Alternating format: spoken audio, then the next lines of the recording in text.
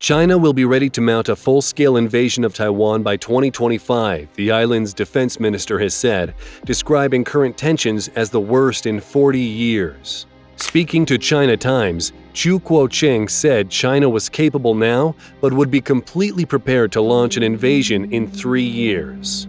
He said, by 2025, China will bring the cost and attrition to its lowest. It has the capacity now, but it will not start a war easily, having to take many other things into consideration.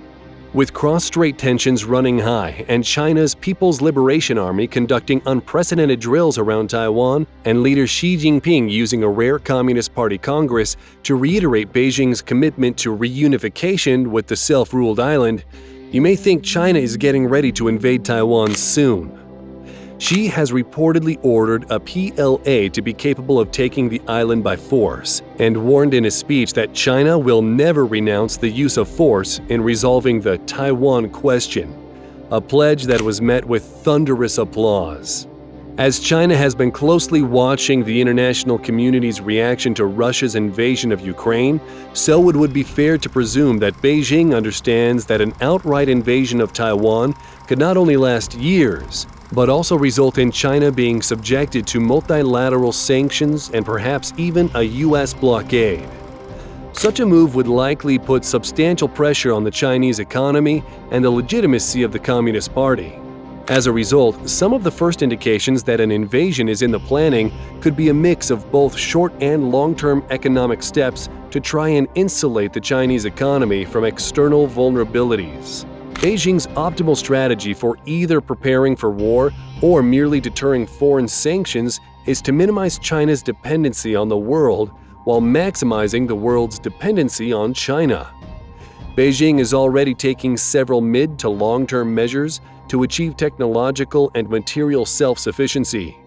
This includes eliminating foreign dependencies across the value chain, efforts to reduce China's dependency on the US dollar for international finance, identifying and mitigating vulnerabilities to US sanctions, stockpiling critical supplies such as commodities and technological inputs, a shift in Chinese lending and investment away from the United States and its allies. Against this backdrop, experts say that short-term economic indicators are more likely to signal Beijing's intent to invade Taiwan. These could include a number of abrupt steps such as freezing foreign financial assets with China, quickly repatriating Chinese assets held abroad, a surge in stockpile emergency supplies such as medicine or key technology inputs, and a suspension of key exports such as critical minerals, refined petroleum products, or food. China expert and former CIA officer John Culver noted that Beijing has many options to increase pressure on Taiwan, including military options short of invasion, such as limited campaigns to seize Taiwan-held islands just off China's coast, blockades of Taiwan's ports, and economic quarantines to choke off trade. As far as a non-kinetic blockade would unfold, experts say this would involve a substantial increase in maritime and air forces patrolling the Taiwan Strait, as well as a hike in the number of air and maritime incursions across the waterway's so-called median line.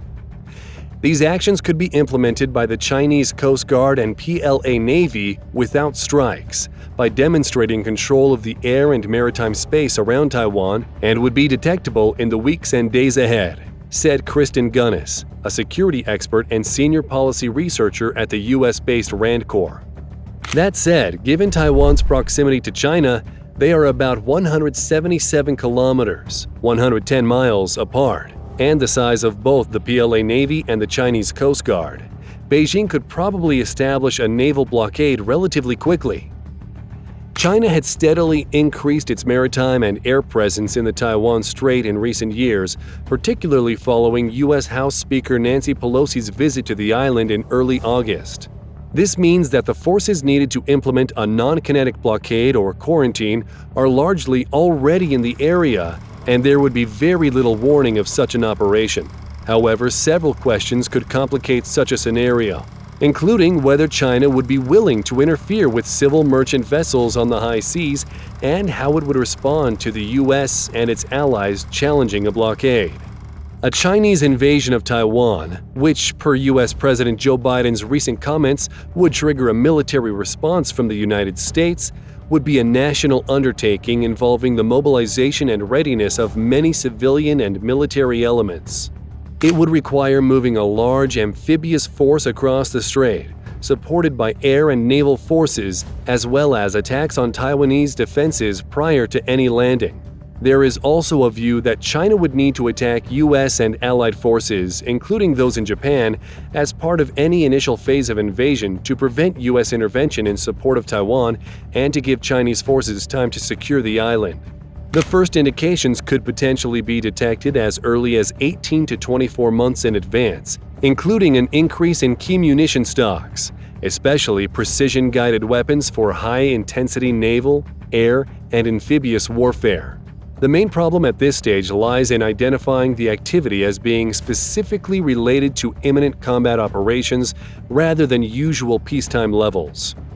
6 or 12 months before a prospective invasion, China would probably halt demobilization of enlisted personnel and officers, while 3 to 6 months out, the PLA would stop most regular training and perform maintenance on virtually all major equipment. It would expand the capacity and readiness of the Navy and Air Forces to rearm, resupply, and repair ships, submarines, and aircraft away from military facilities that the U.S. or Taiwan would likely bomb, including naval bases and military airfields near the Taiwan Strait. Other visible signs of preparation would be the mobilization of PLA forces in Fujian province, as well as PLA rocket force units moving to firing positions for convenient strikes against Taiwan, and also potentially against U.S., Japanese, and Australian forces in the region. The difficult part is that as the PLA ramps up the scale and complexity of its exercises, the difference between training and invasion preparations will shrink. There are also a number of air bases near the Taiwan Strait featuring hardened shelters and hangars, which would conceal aircraft deployment numbers.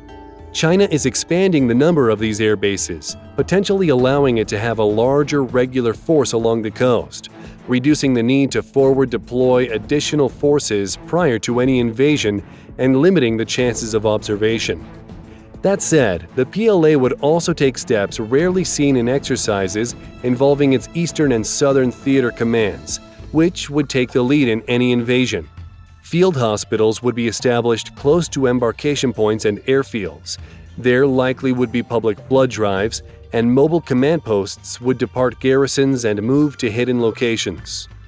The PLA would place its forces, even those far from the Taiwan Strait, on alert, while recalling service members to duty and restricting personnel to their garrisons or ships.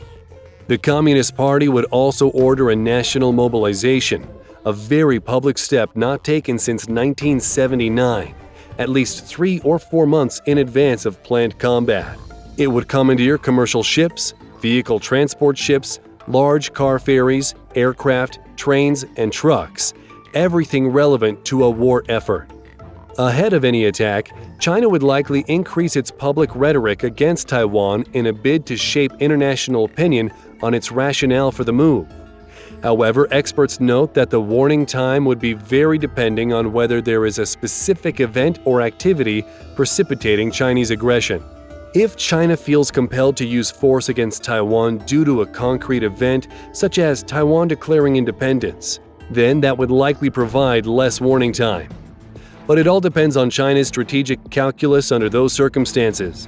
They could also opt to wait months or even years after the offending event to prepare. In any case, the sheer scale of the undertaking means that a full-scale invasion would be unlikely to take anyone by surprise. However, experts argue that a Chinese decision to invade Taiwan is unlikely to be based purely on military calculation. Thank you for watching our video on China's 2025 invasion of Taiwan.